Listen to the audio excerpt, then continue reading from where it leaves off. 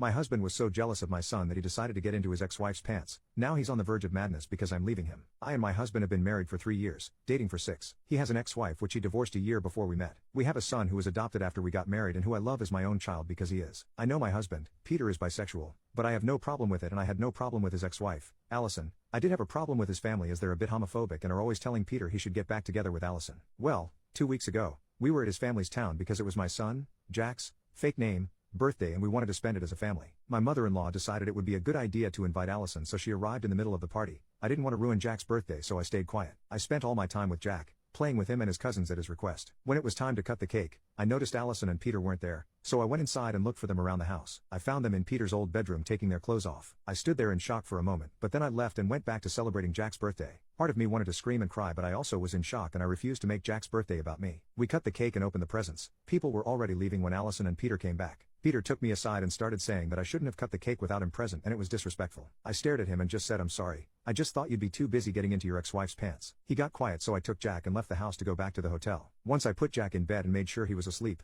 I locked myself in the bathroom and broke down. I called a friend and he tried his best to console me. I only calmed down in the morning when I took Jack for breakfast because I didn't want him to see me like that. I'm now watching him play in the park and I don't want him to suffer. I don't want him to have a broken family, and I don't want him to know that relationships aren't happy ever after. Peter has been calling and texting, apologizing for everything, and I'm tempted to forgive him. I'm tempted to just have my family back, and all my friends are saying that it was just a mistake, that he was vulnerable and Allison is his ex-wife. Update: I took some tests to discard any STIs or STDs. The results are coming back in a few days, and I will take another one in 3 weeks to be sure. My son is having a sleepover with a friend and I decided to speak with my husband. He came by our house. After a few minutes I texted him. He asked about Jack and I told him where he was. Then we sat on the couch and started talking. I started crying after a few minutes and he followed after. I asked some simple questions: when, why, how many times, among others, and this is what I could figure out by all the things he said. It happened for the first time when he visited his parents alone 2 years ago. They invited her, they both got drunk. He was feeling lonely as I had been more attention to Jack since we adopted him, and they slept together. Nothing happened again until our son's birthday party. He said his mother pressured him a bit and he caved in.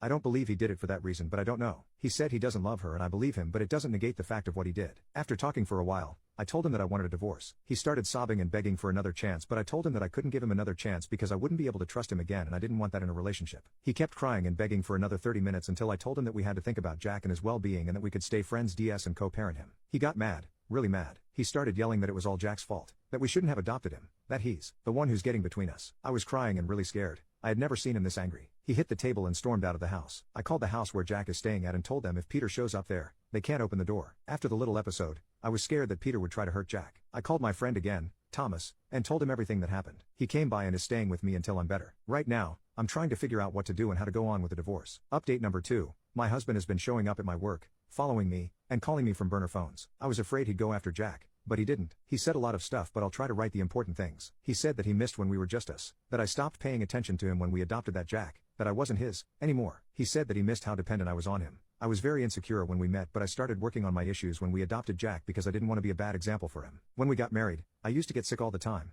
I was weak and tired, so he would take care of me 24/7. The doctors couldn't tell what was wrong with me and I didn't get better until a bit after we adopted Jack. I guess that dependence is what he missed. Yesterday, he followed me to work and started screaming that I was his and that we made vows to stay together. We had to call security and he waited for me next to my car. I panicked and took a taxi home. He keeps messaging me and showing up to our house. I took a few weeks off work to be with Jack, although he's taking this better than me. I made an appointment with a therapist for him, and when the divorce is finalized, I'll go to one myself.